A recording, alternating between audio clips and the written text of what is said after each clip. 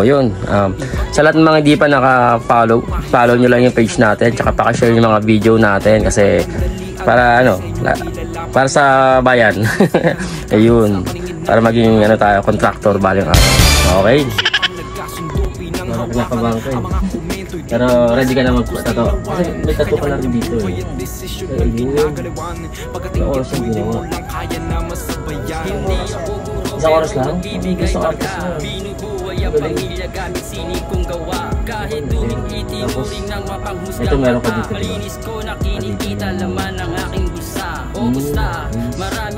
So ngayon, ito yung gagawin natin.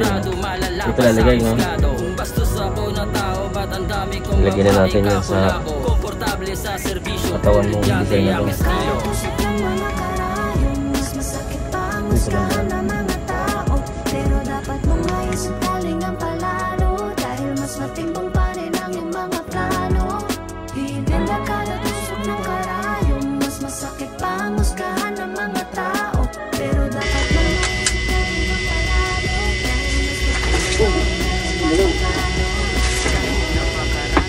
Boss, ba't masarap pala magpatato?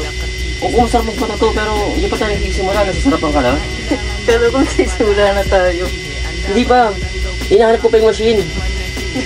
Kala ko nagsisimula na. Ay, ayun. Kaya pala ating nakalagay yan. Ayaw, di ba? Ito pala hinahanap ko, nagyan lang pala. Ito pinagagawa mo. Ito, magsisimula pa lang tayo. Hanap-hanapin ko talaga yan. Masarap ba yun? Ano na ako, makakalimutan ako saan ko naiiwan eh. Sige, simulan na natin yung tattoo mo, okay? Ito talaga yung totoong tattoo, okay? Ito na. Binabagtas mo ang mundong tila rebulto na nanahandaigin mo na lang yan ang nakakabingi mo na katahimikan. Ito'y payong kapatid pananggalang saka initan na ilimbag mong kudlit sa katawan kakailiwan lamang ng mga kapwang kapareho na kahiligan. Nakaratusok ng mga karayong mas masakit pa ang husgahan ng mga tao. Pero dapat mong maisip galing ang palalo dahil mas matimbang pa rin ang iyong mga plano. Bigyan kada tusok ng karayong mas masakit pa ang husgahan ng mga tao.